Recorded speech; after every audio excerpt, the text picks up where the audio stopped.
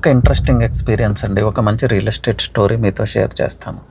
మోకిలా మీకు అందరికీ తెలిసిన ప్రాంతమే. ఎంత ప్రీమియం ప్లేసో మీకు తెలుసు. అయితే నేను మాట్లాడుతుంది ఇప్పుడు మోకిలా గురించి కాదు. అరౌండ్ 2012, 13, 14 ఆ ప్రాంతంలో, ఆ టైంలో ఉన్న మోకిలా.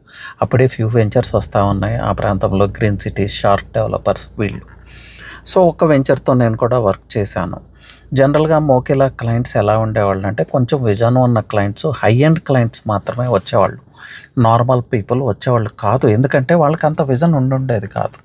మోకిలా అంటే ఎక్కడో అవుట్స్కట్స్ కదా, అది రూరల్ కదా, ఏమీ ఉండేది కాదు నిజంగానే. ఒక railway track, water bodies, rural, చాలా అంటే చాలా రూరల్ అప్పట్లో.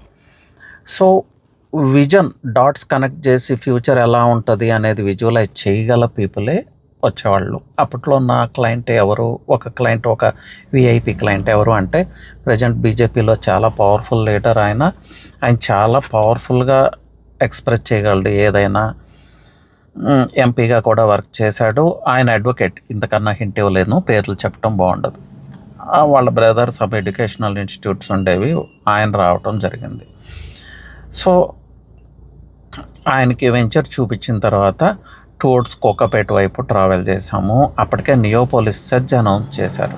సో ఆ నియోపోలిస్ సెజ్ ఎలా ఉండేదంటే, సెజ్జే కానీ అక్కడ ఏమీ లేదు, అప్పటికి ఇన్ఫ్రాస్ట్రక్చర్ ఏమీ లేదు. అదో హిల్ పాయింట్, రాక్స్, ట్రీస్ ఇవే ఉండేవి. వెళ్ళటానికి కూడా భయపడాల్సిన పరిస్థితి నైట్ టైం అయితే.